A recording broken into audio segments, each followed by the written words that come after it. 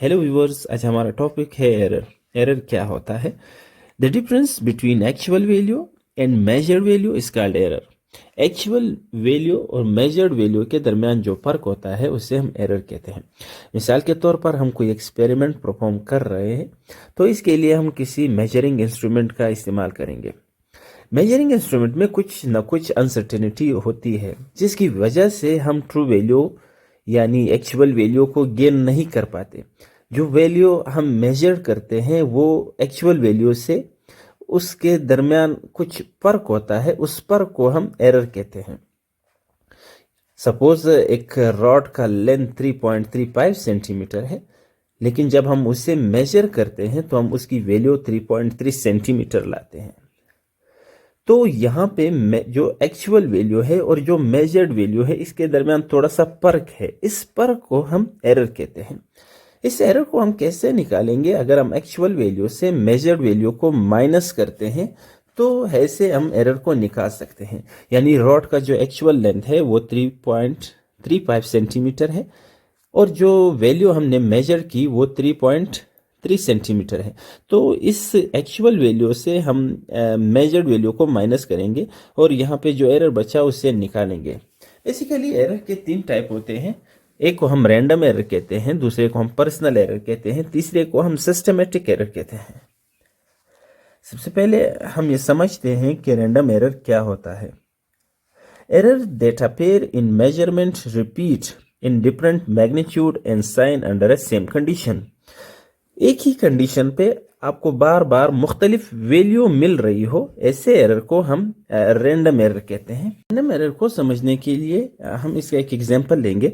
Suppose एक simple pendulum अपने 10 oscillation 20.0 second में कंप्लीट करता है। जब हम इसे मेजर करते हैं तो एक सिंपल पेंडुलम अपने 10 ऑसिलेशन कभी कभार 20.1 सेकंड में, कभी कभार 20.0 सेकंड में, कभी 19.8 सेकंड में, कभी 19.9 सेकंड में, कभी 20.2 सेकंड में। तो हमारे पास जो एक्चुअल टाइम है वो 20.0 सेकंड है। तो यहाँ पे जो एरर आ रहा है वो प्लस 0.1 सेकंड है, यहाँ पे 0.0 सेकंड है, यहाँ पे माइनस 0.2 सेकंड एरर है, यहाँ पे माइनस 0.1 है। यहाँ तो यानी एक ही कंडीशन पे आपको डिफरेंट वैल्यू मिल रही है और यहाँ पे एरर पैदा हो रहा है। इस एरर को हम रैंडम एरर कहते हैं। ऐसे एरर को रिड्यूस कैसे किया जा सकता है? एवरेज वैल्यू ऑफ रीडिंग, जो रीडिंग हम लोगों ने ली है उसकी एवरेज वैल्यू हम निकालते हैं। ऐसे हम रैंडम एरर को रिड्यूस कर सकते हैं। यानी ये जो वैल्यू हम लोगों ने ली है इसे प्लस करेंगे और जितनी वैल्यू है उस पर यानी 5 रीडिंग हम लोगों ने ली है उस पर डिवाइड करेंगे और इस तरह हम इसकी एवरेज वैल्यू निकालते हैं। इस तरह हम रैंडम एरर को रिड्यूस कर सकते हैं। पर्सनल एरर क्या होता है? The error which occur due to lack of knowledge और केयरलेसनेस ऑफ परफॉर्मर। अगर आप कोई एक्सपेरिमेंट कर रहे हो, आपको ये पता नहीं कि एक्सपेरिमेंट को कैसे परफॉर्म किया जा सकता है, आपको कंप्लीट नॉलेज ना हो कि एक्सपेरिमेंट कैसे परफॉर्म होगा, और या आप उस इंस्ट्रूमेंट के साथ कोई लापरवाही कर रहे हैं, इसकी वजह से आपको एक एरर मिल रहा है, तो ऐसे एरर को हम पर्सनल एरर कहते हैं।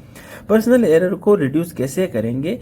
हमें सबसे पहले पता होना चाहिए कि हमें एक एक्सपेरिमेंट कैसे परफॉर्म करना है, या जो इंस्ट्रूमेंट हम यूज़ कर रहे हैं उस इंस्ट्रूमेंट को कैसे यूज़ किया जा सकता है। तो ऐसे में हम पर्सनल एरर को रिड्यूस कर सकते हैं। थर्ड टाइप जो है उसे हम सिस्टमेटिक एरर कहते हैं। Error that appear in measurement repeat in same magnitude and sign under a same condition called systematic error. Systematic error zero error की वजह से भी हो सकता है, यानी किसी इंस्ट्रूमेंट में ज़ीरो एरर हो। अगर आप वर्नियर कैलिपर से कोई मेजरमेंट कर रहे हैं तो उसमें जो मेन स्केल का ज़ीरो है और वर्नियर स्केल का ज़ीरो है वो आमने सामने ना हो तो उसे हम ज़ीरो एरर कहते हैं। उस ज़ीरो एरर की वजह से भी सिस्टमेटिक एरर हो सकती है। Poor calibration of instrument, incorrect marking या उस पर इनकरेक्ट मार्किंग हो, ऐसे एरर को सिस्टमेटिक एरर को हम कैसे रिड्यूस कर सकते हैं? By using standard instrument. किसी स्टैंडर्ड इंस्ट्रूमेंट को जब हम यूज़ करते हैं उसी वजह से हम सिस्टमेटिक एरर को रिड्यूस कर सकते हैं।